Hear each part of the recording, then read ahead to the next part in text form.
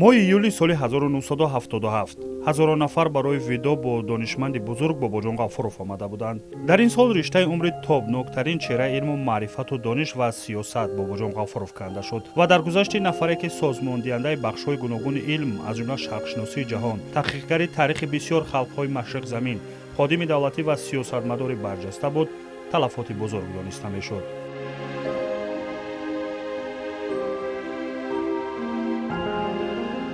аммо то ин давра аллакай номаш дар саҳифаҳои таърихи миллат барои абадӣ навишта шуда буд ва кору пайкору зиндагиву рӯзгораш зиндадорандаи номаш боқӣ монд. ӯ дар Исфисор уезди Хуҷанд ба дунё омада буд ва зиндагӣ наздик ба 17 солааш дар рушди илму маърифат, алалхусус шинохти таърихи яке аз қадимтарин халқҳои минтақа тоҷикон нақши муҳим бозид.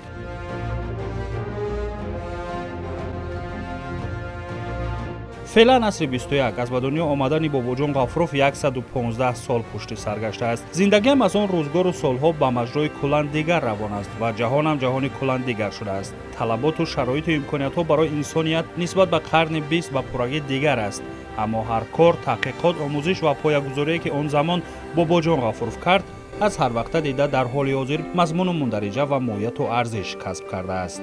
Зеро дар ҷаҳони муосир шарти муҳими пирӯзӣ дар раванди ҷаҳонишавӣ ин шинохти миллӣ, тариху тамаддуни миллат ва арзгузорӣ ба арзишҳои аҷдодист ва барои ин шинохт осори Бобоҷон Ғафуров имрӯз ҳамчун шиносномаи миллат эътироф гардидаву хизмат намуда истодааст. яъне ин гуфта ки дар ташаккули ҳар як халқу миллат бузургоне ҳастанд ки номи онҳо дар ҳеҷ давру замон аз хотири мардум фаромӯш намешавад, воқеияту ҳақиқист. аслан дарёфти нафароне ки дар як вақт аз иҷрои ду масъулияти муҳиму калидӣ бо муваффақият баромаданд дар таърих мушкил аст, вале аллома Бобоҷон Ғафуров яку якбора ҳам масъулияти олимӣ ҷомеашиносӣ дошту ҳам кори роҳбарии худро ба нафъи Тоҷикистон анҷом медод.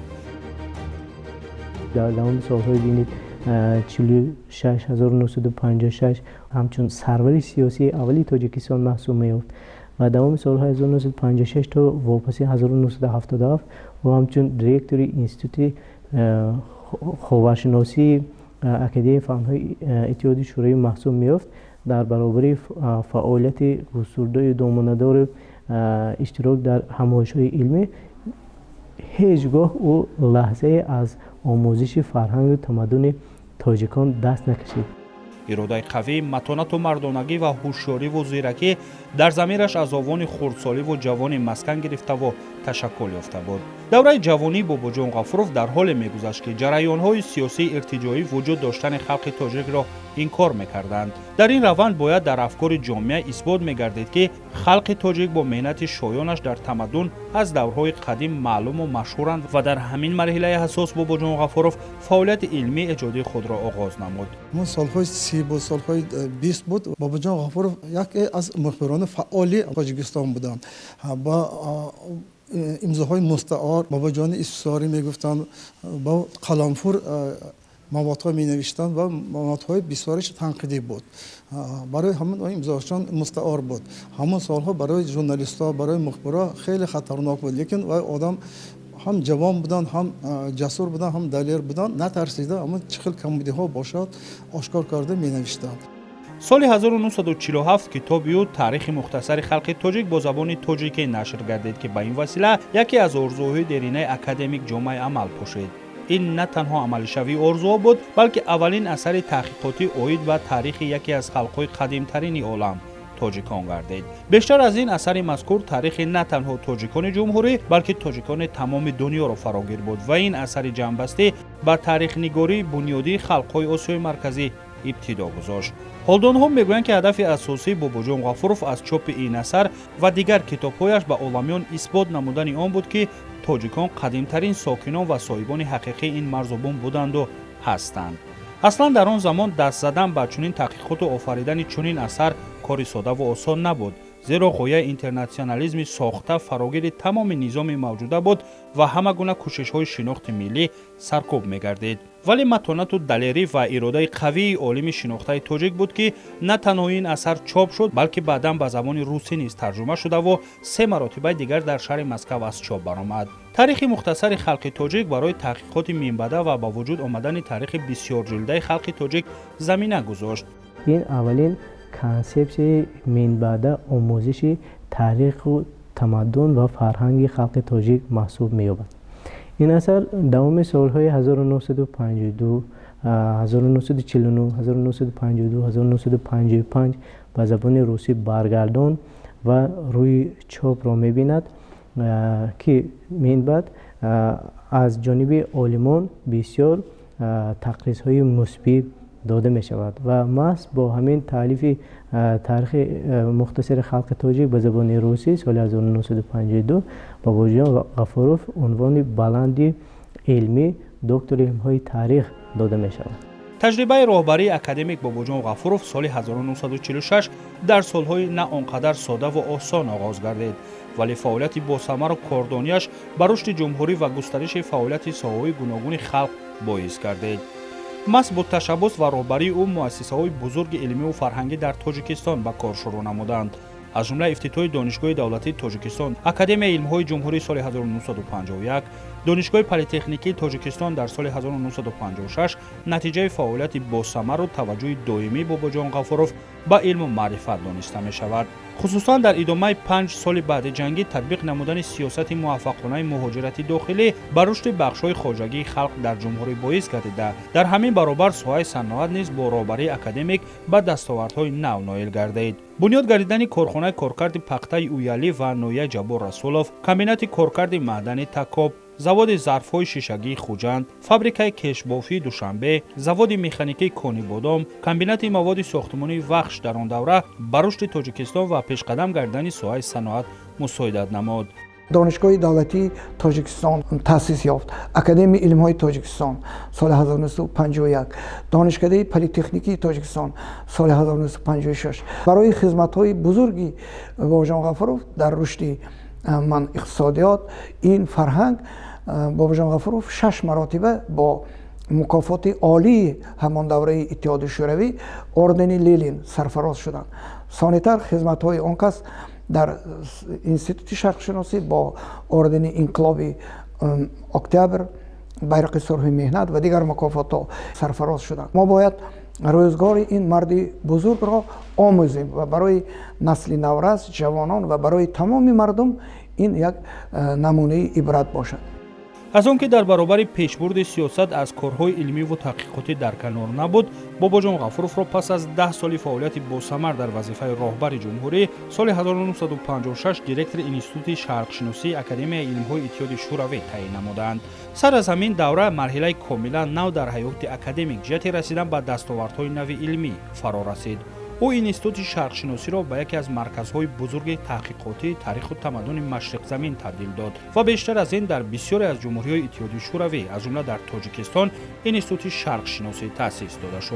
باباجان غفوروف مسکو رفته ایستاده، اما یک مجله تشکیل کردن که سوریمین واستوک، حاضر این نامش از آفریقا سوادنیا. تمام سمت و فعالیت کارهای علمی باباجان غفوروف را با چند سمت معین کردن ممکن است.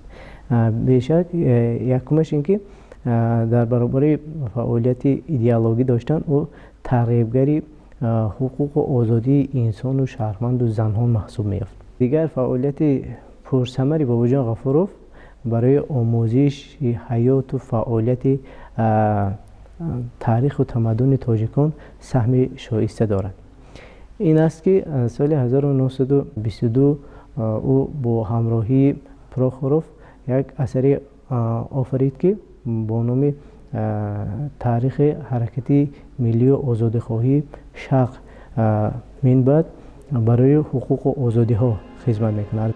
با تفکر بلند و دانش مستحکم علمیش علامه توانست که تمدن خلق‌های شرق و غرب را به هم نزدیک و آشنا نماید. این بود که از سال 1957 تا سال 1966 همچون رئیس کمیته شوروی شرق و غرب در تهیه و عملی نمودن حجت‌های مهم یونسکو کاربری کرده و در موضوع آموزش تمدن آسیای مرکزی طرح بزرگی را به این سازمان با نفوذ جهانی پیشنهاد نمود.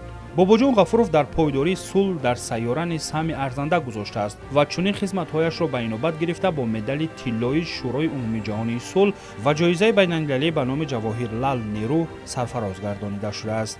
1972 سال ما مسکو رفتیم، انستیتوت востоковедения رفتیم. رویم پیششنبه اندیرا گاندی اومدگی بود است. و یا اکنون ҷаваҳарал нерӯи мукофоташи гирифтаги вақта интернати ҳиндустон ба додагӣ ваё пула нагирифта ҳаминҷа ба додагӣ. Барои ҳамин кай Москва ба Индира Ганди биёд, албатта пешшумби мерафтааст. После первого курса мне повезло встретиться с Бабаҷон Гафуровым. Он приехал как раз в Душанбе, и у нас очень теплая была встреча, очень теплый разговор был. И меня поразило то, что этот человек думает о будущем нашего поколения. новобаста аз он ки бобоҷон ғафуров аз соли 1956 дар Москав кору зиндагӣ мекард, аммо аз таҳқиқи таъриху тамаддуни мардум осори гаронарзиши тоҷикон дар канор набуд. маҳз бо робариву пешниҳоди ӯ соли 1963 ва 1965 асари бисёрҷилдаи таърихи халқи тоҷик дар 3 ҷилд дар Москав ба таб расид. бо нашри ин асар ва дигар тадбирҳои сомондодаи академик интишори ёдгориҳои таърихии халқи тоҷик густариш пайдо намуд. Уже в предисловии к первому изданию автор книги «Таджики» Бабаҷон Гафуров сказал, что он не претендует на что-то другое. Для него важна история народов Средней Азии. И, конечно, какое место в этой истории занимает таджикский народ. Еще в Москве, в библиотеке Ленина, я прочитала на русском языке книгу «Таджики», и я поняла очень многое. И сейчас, хотя мне уже достаточно лет, я все равно хожу в школу, я все равно детям объясняю, что это такое. бузургтарин дастоварду натиҷаи заҳмати аллома бобоҷон ғафуров ки онро маъруфтарин мутахассисони тамаддуни халқҳои шарқ эътироф кардаву баҳои баланд доданд, ин шоҳасари тоҷикон дониста мешавад ки соли 1972 дар шаҳри Москав ба таб расид. ин осори гаронарзиши илмӣ натиҷаи заҳмату таҳқиқи бештар аз 30 солаи аллома буда, таҳяву чопи он дар он замон қадами муҳим барои шинохти миллати тоҷик, омӯзиши тамаддуну таърихи тоҷикон такон дониста мешуд. дар ҳақиқат бобоҷон ғафуров фарзанди арзандаи миллат, фарзанде ки бо навиштани шоҳасари худ тоҷикон, мо тоҷиконро дар навбати аввал бо худ шинос канонданд ва бо худшиносии мо дунёгиҳонро ҳам дигар миллатҳоро ҳам нишон доданд ки мо дар ҳақиқат халқи бумии осиёи марказӣ ҳастем. тоҷикон ҳамчун сарчашмаи бузурги муътамади хештаншиносиву худогоҳӣ ва далели раднопазири он ки мардуми мо қадимиву аз азал ватандор буданд пешниҳоди хонандагон карда шуд. ҳадафу нияте ки аллома бобоҷон ғафуров барои исботи таърихи миллати тоҷик ва тамаддуни гузаштаи пурифтихор амон дошт, бо интишори китоби тоҷикон ҷомаи амал пӯшид. ва ин иқдом ки он замон қаҳрамонӣ ҳам дониста мешуд, барои шинохти миллат ҳуҷҷату далели раднопазир гашт. соли 1972 дар нашриёти навоқи Академияи фанҳои иттиҳоди шӯравӣ бори аввал шоҳасари Бобоҷон Ғафуров тоҷикон ба забони русӣ бо теъдоди 10,000 нусха рӯи чоп омад ва ҳамин тариқа ин асар аз соли 1972 сар карда то имрӯз ба 12 забонҳои ҷаҳон таълиф гардид ва теъдоди умумии он то соли 2020 160,000 ададро ташкил медод ки ин ба забонҳои русӣ, тоҷикӣ, форсӣ, дарӣ, полякӣ, франсавӣ, чинӣ маҳсуб меёбад. дар баробари ин китоби тоҷикон бо амри президенти ҷумҳурии Тоҷикистон асари нав чоп гардид соли 2020 ва ба ҳар як оилаи тоҷику тоҷикистониён тӯҳфа гардид ки теъдоди умумии ин чопи китоби тоҷикон 1,600,000 нусхаро ташкил медиҳад ва дар маҷмӯъ китоби тоҷикони мо мушоҳида кунем аз ибтидо 1,760,000 нусха рӯи чопро дидааст. ғайр аз тоҷикон ба қалами аллома бобоҷон ғафуров зиёда аз 400 рисолаву мақолаи илмӣ тааллуқ дорад ки ба таҳқиқу омӯзиши таъриху тамаддуни халқҳои орёнашод ва мақоми фарҳангии халқҳои осиёи марказӣ дар тамаддуни башарӣ бахшида шудааст.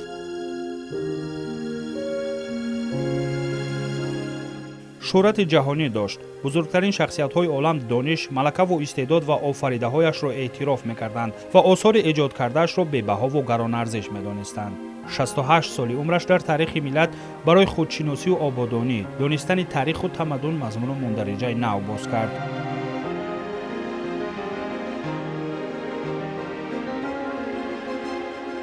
روز ودا هم عیان بود که تلفات بزرگ در علم به میان آمده است.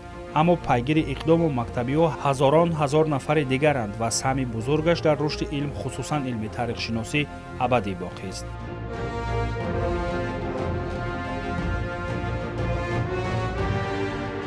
گفته دیگری هم است که بزرگان را بزرگان زنده می دارند و واقعیت این گفته ها امروز خوب احساس و درک می گردد. زیرا نام و پیکار باباجان غفورов بر این چهره های ملت محض با تشبث و اقدام های اساسگذار صلح و وحدت ملی پیشوای ملت پرزیدنت جمهوری تاجیکستان محترم امام علی رحمان پای برجا و ورد زبان هاست. پیش از همه با فرمان پرزیدنت جمهوری تاجیکستان به باباجان غفورov دادن عنوان قهرمان تاجیکستان در سال 1997 نشانه قدرشناسی و زنده نگاه داشتن نام فرزانه فرزندان ملتند. در این برابر با قرار حکومت جمهوری تاجیکستان دانشگاه دولتی خوجند نام اکادمیک باباجان غفورov را به خود کسب کرده است. نام نویه در ولایت سوخت به نام علامه گذاشته شده. اینچنین در حدود نویه باباجان غفورov آثارخانه جمهوری اکادمیک تأسیس داده شده است. همچنین پیکره و نیم پیکره های او امروز در شهر و نویه های جمهوری همچون رمزی عالی وطن دوستی و دانش و خرد قامت افراخته است. تدبیر دیگری که برای شناخت بیشتر تاریخ و تمدن اجدادی روی دست گرفته شد، این چاپ و دسترسازی کتاب تاجیکان اکادمیک از حساب فوند ذخیروی پرزیدنت جمهوری تاجیکستان و دسترسازی آن به هر عائله تاجیک دانسته می شود که این تصمیم در حال برخورد فرهنگ‌ها برای خودشناسی ملی مهم و سری وقتی است.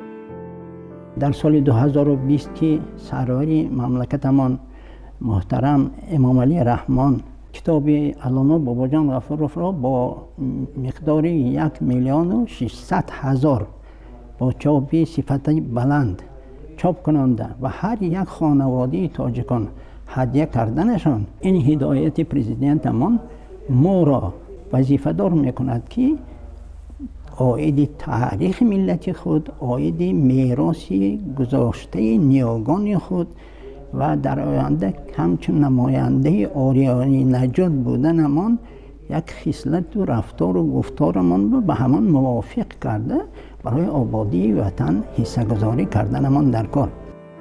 باید گفت که شاهاثر علامه باباجان غفورov بعد از نشر روسی سال 1972 بیش از 12 مرتبه با زبان‌های تاجیکی، روسی، لهستانی، دری، انگلیسی، عربی چاپ گردیده است که آن دلیل محبوب ترین و سرخواننده ترین بودن این اثر نادر است. شهرت این کتاب بی‌زوال خیر از داخل کشور در خارج نیز پنگ گردیده در بین خاورشناسان معروف خارجی گرم پذیرفته شده است. سال 1977 فصل‌های علایده تاجیکان با زبان ژاپنی در مجله شورای ابریشم، سال 1978 ترجمه پورای آن با زبان لهستانی در ورشاوا، سال 1985 در کابل با زبان دری، سال 2006 در هندوستان با زبان انگلیسی، سال 2023 در سوریه با زبان عربی از چاپ برآمد.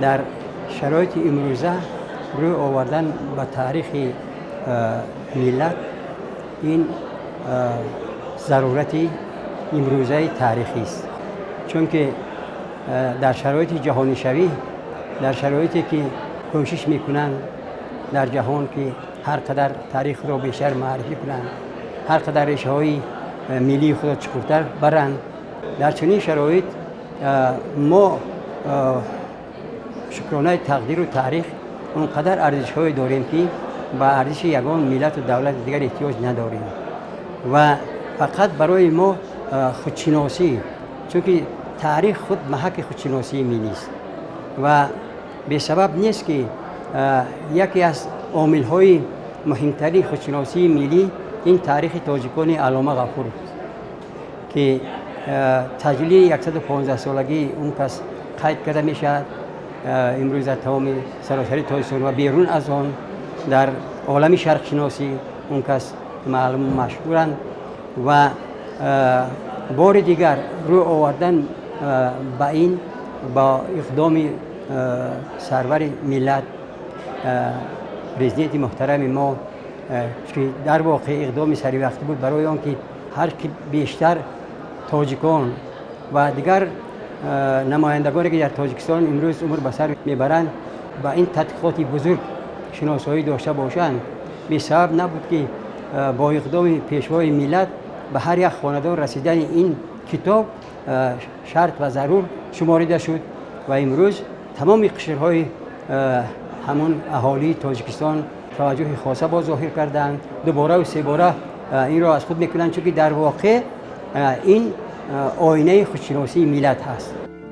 سالیجاری با تشبث پرزیدنت جمهوری تاجیکستان محترم امامعلی رحمان، نوسازی آثارخانه جمهوریوی اکادمیک باباجان غفورов انجام یافته مورد بهره برداری قرار داده شد که در سن آن پیکره علامه گذاشته شده است و در آن یادداشت‌های بزرگ آید به فعالیت و روزگاری باباجان غفورov جمع‌آوری گردیدند.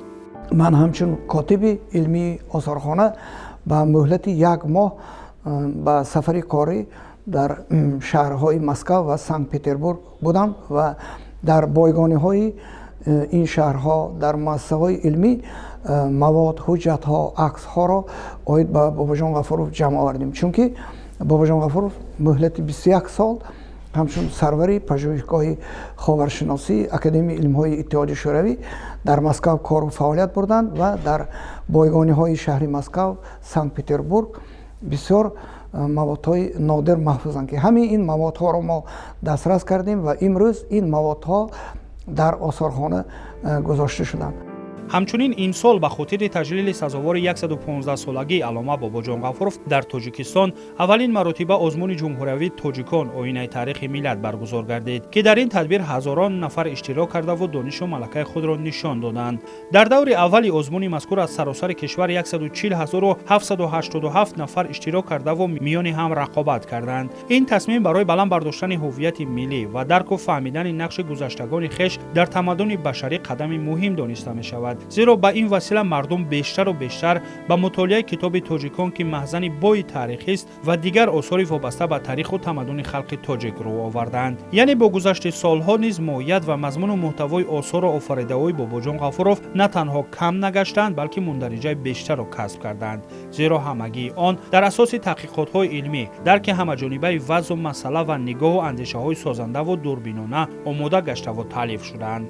باستانشناس مشهور شوروی لیتوینسکی از خصوص باباجان غفورov گفته بود: زمان می رسد که او را از سندهای کهن، از ورقهای زرد شده می کابند، اما او امروز در قلب خویشان، نزدیکان، همکاران زنده است توسط آثار گرانمایه‌اش. باستانشناس مشهور امریکا ریچارد فرید می گوید: اگر ضرورت ترجمه انگلیسی یگان اثر روسی اوید به موضوع آسیای میانه پیش آید، این بیشک اثر تاجیکان باباجان غفورov می باشد که پیشوای ملت این شاه اثری به زوال را شناسنامه ملت نامیدند.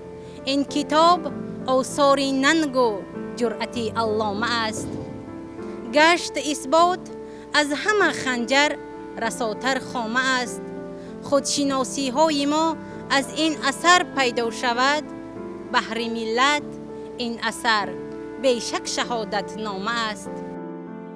آثار او همچنین وسیله شناخت تاریخ گذشته به خاطر بنیاد کشور بیشتر رشد نموده در آینده خدمت نموده و کتاب روی میزی تمام مردم تاجیکستان گردیده است. این اندیشه که باباجان غفورov نه تنها فرزند بزرگ تاجیک، در اصل بزرگترین فرزند مشرق زمین است، شاید ثابتگر باشد که جایگاه و مقام او در رشد علم و شناخت و آموزش شرق چگونه است. یا خود آن زمان اعتراف گردیدن باباجان غفورov همچون انسان عصر از جانب چهره‌های معروف علمی جهانی دلالت آن باشد که علامه در رشد، پیشرفت و پایه‌گذاری علم و معرفت دنیا تا چه اندازه سمگذاری نموده و تشبث‌هایش تا چه اندازه مهم و سریوقتی بودند. احتراف و احترام‌ها نسبت به اکادمیک فرزند فرزانه تاجیک علامه باباجان غفورov در تمام سطح و زینه‌ها با اظهار اندیشه نکو و والا بود و هست و برای نسل امروز هم زندگی و کار و پیکارش نمونه برای عبرت باقی است و آفریده‌اش چون شناسنامه ملت احتراف و قبول شده است. در ذهن و تفکر مردم مشرق زمین باشد باباجان غفورov همچون علامه شرق باقی و ابدی است.